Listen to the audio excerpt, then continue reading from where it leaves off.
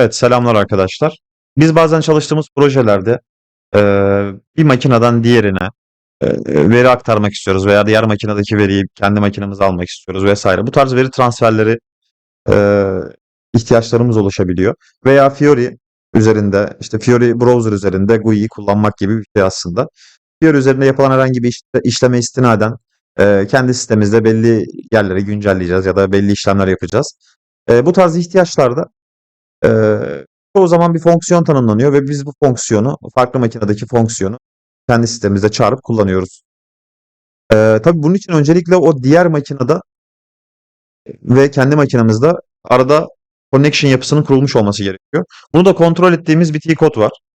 SM59 T-kodu. Şimdi ben SM59 T-koduna gidiyorum.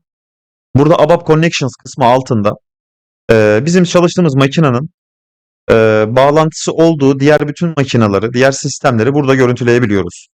Biz hangi sistemle veri akışı sağlayacaksak ya da hangi sistemdeki bir fonksiyonu kullanacaksak buradan ilgili sistemi buluyoruz. Örnek veriyorum, ben bir tanesine tıkladım. Burada ilgili sistemle ilgili bilgileri görebiliyoruz. Connection test kısmından ilgili sistemi test edebiliriz. Bağlantısının var olup olmadığına dair testi sağlayabiliriz. Remote logon deyip ilgili sisteme logon olarak, remote olarak logon olabiliriz vesaire. Daha sonra şimdi örnek veriyorum, ben S37 işlem koduna gideceğim. Burada bizim daha önce oluşturduğumuz bir fonksiyon var. PM003. Bu fonksiyon diğer makinede tanımlanmış bir fonksiyon olsun. Ben bu fonksiyonu çağırıp kullanacağım. Bunu nasıl yapıyorum? Şimdi ben bu fonksiyonun ismini aldım. Ben S38 işlem koduna gidiyorum.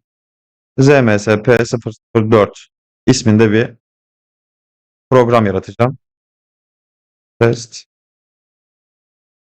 dedim. Dedim, lokal obje olarak kaydettim.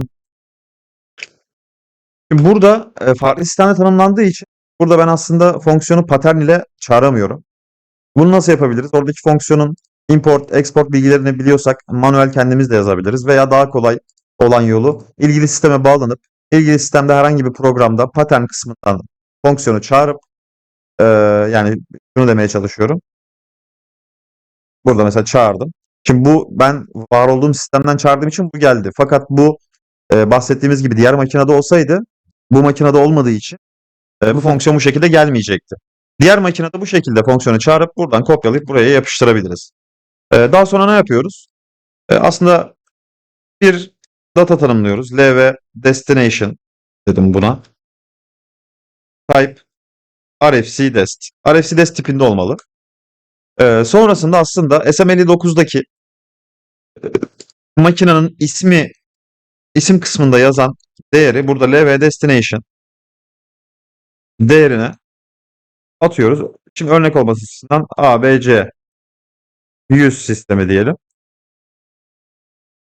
Sonrasında aslında yapacağımız şey burada kullandığımız bu tarz durumlarda destination diye bir komut var. Destination LV destination dedikten sonra normal fonksiyonumuza vermemiz gereken ve fonksiyondan almayı beklediğimiz değerleri girerek aslında işlemimizi gerçekleştirebiliyoruz. Burada tabii yine fonksiyonun verdiğimiz tiplerin veya almamız gereken tiplerin ne olduğu da yine ilgili sisteme bağlanıp oradaki tiplerle kıyaslayarak tanımlamalarını yapabiliriz. Ben bu kodu örnek olması açısından videonun altına ekleyeceğim. Bir sonraki videoda görüşmek üzere.